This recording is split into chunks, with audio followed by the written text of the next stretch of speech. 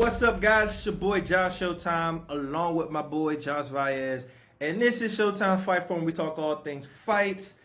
Let's get right into the nitty gritty. Today's conversation is going to be about the fight that was supposed to be known as a super fight everybody wanted to see. That kind of delved into what we have right now, which is Devin Haney versus Ryan Garcia. Josh, how you feeling first and foremost? I'm feeling great. Are we talking about the fight or just myself here? In general, let's just go. How you feeling in life right now? I'm feeling great. Thanks for asking, Josh. How are you doing? I'm good, man. Can't complain. Can't complain. Now, how you feel about the fight? Ah, I'm finally happy that the fight is here after just months and months and months of just drawn out back and forth between both fighters. I think their intentions were to build the fight, but it kind of tore it down. So I'm just glad that finally the fight is here because I am excited to see the fight. These are two boxers that are both in their primes, both have a respectable record, good quality wins on their track sheet. So to see them fight this early, they have a background in the amateurs fighting each other on 6 occasions. So this one is the one that counts. Excited for that, but I'm also exhausted for the pre-fight buildup that was. So just finally happy that the fight is here and excited for the show on Saturday. Yeah, man. Like it was really. I don't.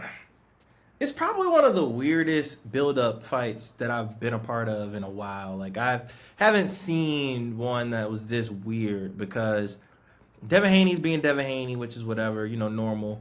But Ryan Garcia just threw me for an entire loop. Like it's like so out there that it's not even believable for me personally. Like he's been so weird and so different and so out there that it's like I don't think it's drugs or him having mental health. It just seems fake personally.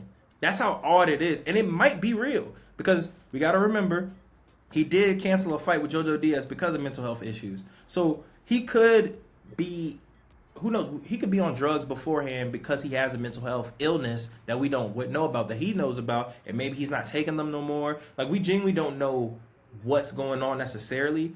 But from my point of view, it just comes off as odd because he's never acted like this towards any fight. Like the Tank fight, he wasn't acting like this. It was more so like the Golden Boy role. Like I'm a good guy, I'm here to make the fight for fans, this, that, and the third. I'm the guy you root for.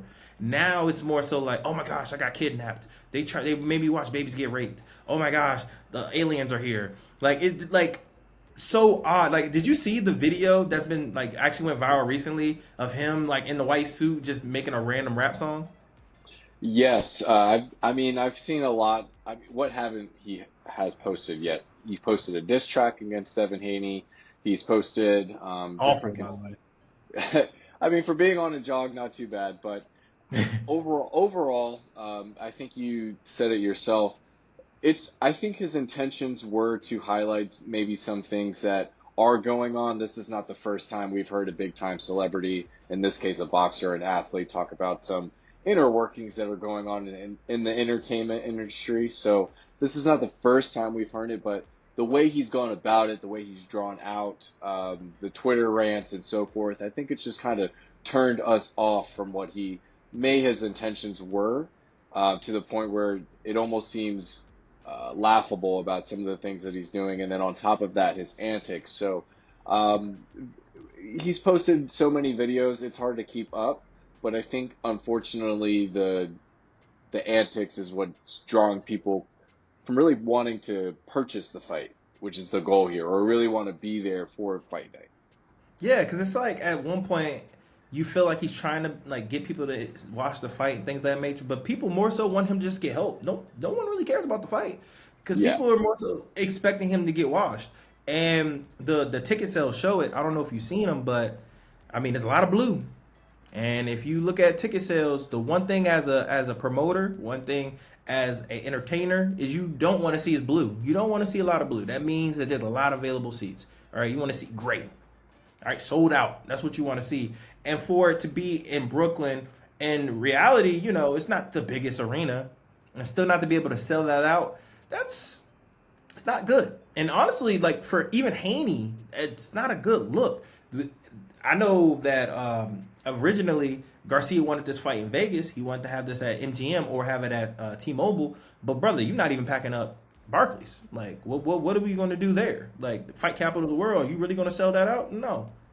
Yeah, I think this is a true reality check for both of these athletes because they both think that they are a cash cow right now. And through their fights, we've seen that, yeah, maybe they have some good opportunities. We saw what Ryan did with Tank Davis. That was great numbers. Devin Haney, of course, has had some big draws with his Lomachenko fight. But we're starting to see that by themselves, they're not as big as a superstar as they may have anticipated, or maybe us as consumers have anticipated due to that large social media following that both fighters have. So clearly, that is not correlating to tickets being sold as much as views on Instagram um, are are accumulating. So I feel like moving forward, whoever wins this fight has some room to grow as far as being a true cash cow in the sport of boxing. And another point too that even Ryan mentioned this, and I respected Ryan for bringing this up, which was that the tickets were very expensive. Like at the end of the day, like if you're gonna make people spend $500, $1,000 for some tickets, it needs to be like realistically, it has to be a big fight. Like, and this is supposed to be a big fight, but at the same time, I'm talking like a Floyd Mayweather field fight, and this fight is not that. Like, let's keep it a buck. Ever since Floyd retired, there has not been a true replacement of Floyd. It just hasn't happened. Floyd, and we have to also look at just numbers, records, and things that are just factual when it comes to Floyd. Is there will probably not be, especially in this time of age. I'm a time of age where people are, stealing content. They're like, no one's really paying for these. They just go to fight parties as well. It's hard. Like nowadays, we're at the point where we say 800,000 views is a great show. Great show. Now, if that's a Floyd show and he did 800,000 views, they will say that's a fail, 100%. Because we would expect, even Conor McGregor, he's averaging, you want above 1 million. That's what you expect. But nowadays, that's not a reality. Who's really hitting 1 million? Tank only got 1 million because he fought Ryan. And now we're at the time where it's not really a number one cash cow who's bringing in 1 million views. You have to match them up with someone. That's the only way you're truly going to get that. Floyd has consistent million pay-per-view buys where it's literally we're watching him. Nowadays, there's not people want to bring up Tank. Tank sells out. I'll give him that. He sells out his fights. But when it comes to viewerships, he's not getting 1 million without the right person. That's just a fact. Yeah, absolutely. And that was a great point that you brought up. It really was just Floyd, right? And I think a lot of boxers think that if we take the blueprint that Floyd did, we can do it too. And it's very clear that Floyd was No. just in a different era. And if you really think about Floyd's career, his fight started really booming in that 1 million views on consistently after Oscar, right? As you just mentioned. So when was that? When he was 30?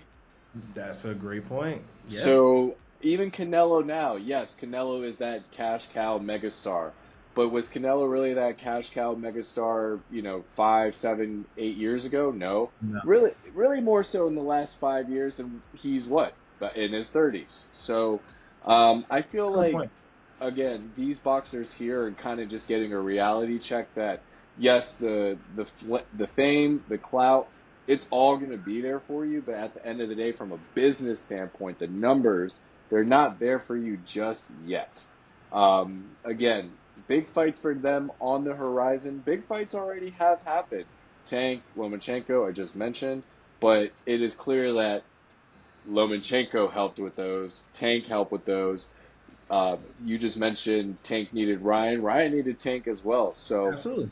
So I think that just them alone, it just shows that where they are as superstars in boxing and where they have to go. So from a business side of it, it looks like both fighters have quite a ways to go as far as promotion is concerned.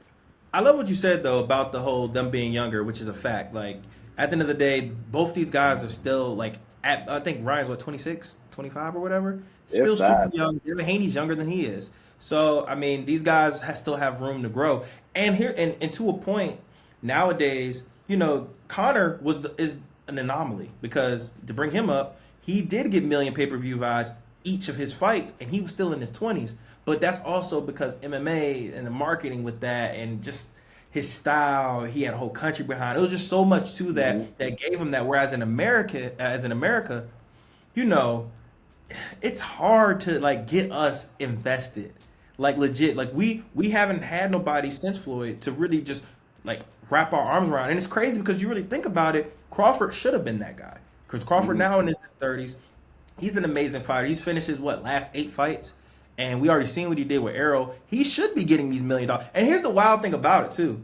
He gives you slightly what Floyd gives you. The only thing he's not as entertaining outside the ring as Floyd is, as far as the showboating and then him being on the mic. Even though I think honestly, Terrence Crawford is hilarious. Like that whole "I'll break your neck" thing is literally the funniest line I've ever heard in my life. Like literally just saying, "We fought, I would literally break your neck." Like I can't get over that. But even during the press conference where he was trying to fight Errol Spence people, like he has that in him, but we haven't seen enough of it. And I think I'm not Heyman. Bob Arum did a really bad job promoting him at times because he should have been the face of boxing at this point with his skill, with his talent, and he gets finishes. He knocks people out. Like what made Tyson so freaking great? He knocked people out. Floyd was honestly is great because he was able to inherit a personality that made people interested. Crawford actually did it. So like Devin Haney, unfortunately, he doesn't have a style that is appealing. That's just a fact. Like people are not necessarily tuning in to watch him fight because they don't really. What are we gonna get? Even though his last fight I thought was really a big step up, he showed a lot of power. He was able to, actually hurt him, things of that nature. But we've seen Haney before, and he's kind of like a Shakur where he'll just outskill you. Ryan Garcia, the skill ain't there, the quickness and the power is there. So that's another reason why the ceiling is just not there. I think. Yeah, and you brought up a great point just now with their fighting styles. Devin Haney is a lot more, as you said, more of a slick boxer, which can bore fighters. And Ryan Garcia, whether his shoulder roll is lame or not, his fights are relatively exciting, whether he's coming back and knocking an opponent out or he himself is just dominating the fight. So it's going to be definitely a crash class of styles. But to your point, yeah, I think Devin Haney just doesn't have a style right now that is really polarizing. Floyd was knocking individuals out all the way up until that Floyd Oscar De La Hoya fight, Yep. and some afterwards. So, He was very offensive. That's why like his reputation and legacy is kind of like taking a hit because of his later career when he was 36, 37. But like when he was 28, 27, he was an aggressive offensive fighter. yeah, totally. So I'm hoping that we get something like that because in this fight here, because we're looking at two guys who now are displaying hate towards each other. So Yes. I don't want to You have see threats. these two guys go in there and play tick for tack. We got shoving in the face by Devin Haney. We got shoving by Ryan Garcia. I mean, there's a lot of back and forth here, a lot of trash talk, a lot of allegations being made. So would love to see all out war. I think the ticket sales, whatever, give the fans what they missed out on. And I think we'll all Yes. go home happy whether we're there or not. All right, so it's the time has come. I need for you to tell me one, give me a breakdown of how you see the fight going. What what avenues of victory you have for both guys, and how do you think it's actually going to play out? Okay. So I'll start with Devin Haney. His avenue of victory is to, unfortunately, I just said this. I didn't want to see this, but I think it's best for him to outbox Ryan Garcia. I don't think that slugging with Ryan Garcia works out for Devin Haney. So I think him playing smart, outboxing Ryan Garcia, staying on the outside, utilizing his jab will definitely be a key for victory on Devin Haney. And then on the flip side, if you're Ryan Garcia, do not get into a boxing match with Devin Haney. I would try to slug it out with him more. Use your quickness to get inside. Try to get your hooks to land a bigger shot on Devin Haney. We have seen Ryan Garcia down on multiple occasions, and we have seen Devin Haney wobbled on a few occasions. So I think with Garcia, attack, attack, attack. With Devin Haney, outbox, counter, and I think ultimately the boxer beats the puncher, Devin Haney by decision. Hey, look, I got you, and that's a great breakdown. So I think as far as keys to victory, I will say Devin Haney. I actually am the opposite of you. I think he should be aggressive. Okay. I think that he should keep his foot in the center line, let Ryan come to him, and let Ryan be Ryan. Let Ryan make the mistakes that he make. He's very predictable. He has one shot that he relies on the absolute most. And if he doesn't go for that hook, then he's gonna go for a straight. And just calculate it. Just know it's coming. He's gonna set himself up. He's gonna have his hands down. Look for that shot. And the reason why I'm saying that I think that he should do this is one, because like we just talked, he needs to make a statement. Ryan right now is already being thought of as a joke. You want to sit there and put yourself in a class with Tank, beat him faster than Tank did. Just think of it like this. What happened when Manny fought Oscar? Oh, he knocked him out faster than Floyd did. He started fighting the same people that Floyd was fighting. He was beating them quicker than Floyd was. And everybody started doing the rumblings. Even if you don't really care to fight Tank next, you want to still be in that class where people are asking for it. People are interested in it. You want to get those $1 million pay-per-views, you have to be aggressive. You can't outslick this guy. And to be honest with you, this is a guy who is a puncher where you can still outpunch him personally. Because Ryan leaves himself open so much, so often. So at the end of the day, get yourself out there, put yourself in harm's way, and put your foot on the gas. Knock him out.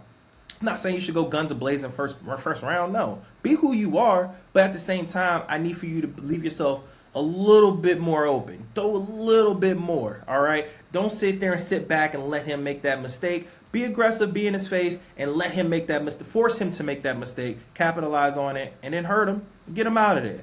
I think for Ryan has to not be who he normally is. Do not go in there trying to just throw spam left hooks. Do not go out there just trying to daggone spam the same shots over and over. This is an intelligent fighter. Know you're fighting one of the smartest guys in the division. Actually, probably the smartest guy in that division, IQ-wise. So don't sit there and be predictable because he's expecting that. So I would sit here and say, I'm not going to say try to outbox him. That's obviously not going to work. But I need you to mix your combinations up. And I hope he worked on his footwork, stop being straight lined, and like literally try to find angles. You're the bigger guy. You're the taller guy. You're the lankier guy. Use your range. Use your range. There's no way he should be able to out-jab you. Like if he's able to out-jab you, which he probably will be able to because he's just better right now, but he shouldn't be able to. You're quicker. He got his better footwork, but at the end of the day, you have the longer jab. Stick it out there. Get him confused. Get him frustrated. And then set up your hook. Set it up. Set it up. We know you're quick, but you know what's quicker? Having a good setup. So that is my keys to victory for both guys. How do I see it actually going? I think Haney's going to go with the game time decision and be who he is. And I don't think he's going to squeak by with a decision. I think that he's going to be boring at first. And then I think Ryan will leave himself open to a money shot. And he's going to take that money shot. He's going to hurt him. And I think it's going to be a TKO. I don't think Ryan actually is going to touch the canvas. I think it's going to be a referee stoppage because I think he's going to get lit up a lot. I think he's just going to get countered and he's going to get hurt. And he's never going to really go down, but he's going to get hurt enough for the referee to say, all right, he's taking too much punishment. He's not really doing too much back, and he's going to stop the fight. So I'll say that's going to happen around the 8th and 9th round. Oh, 8 or 9. Okay. I think that's a fair assessment. And I like how you specified a TKO as opposed to a total knockout. As you were saying that, I can't see and I envision Ryan against the ropes with his hands up and Devin teeing off. I can definitely see that 100%. occurring. So great analysis there for sure. Yep. I think actually like Ryan has a good chin personally. I think he can take punches. Like that's kind of not the fact that Devin Haney really doesn't have that much power, which he doesn't. But I think after eating like Tank's flush shots and getting back up, I'm like, he could take a punch. Like, I don't think Haney gonna be able to just knock him like smooth out like we saw Justin Gaethje. I don't think that's happening. Yeah, I don't see that happening as well. And that may be a confidence booster for Ryan. If I could take a punch from Tank, who's the most dangerous guy in the world, then I could probably take a punch from Devin Haney, who's considered the weakest puncher out of all the champions. Yeah, that's fact. That's facts. So that is our prediction. Hey, look, if you decide to go with either one of our decisions and you make some money off of it, make sure you hit my Cash App at least. Make sure you hit my Cash App up. But thank you guys for tuning in as always. I love to hear your comments. One, what do you feel about the breakdown? How do you view the fight? Who you think is gonna win? Follow me on social media at Papa Showtime, Josh Showtime. Where can they find you at, Josh? You can follow me on social media at firstclass_Baez. All right. Thank you guys for tuning in as always, man. Make sure y'all stay blessed.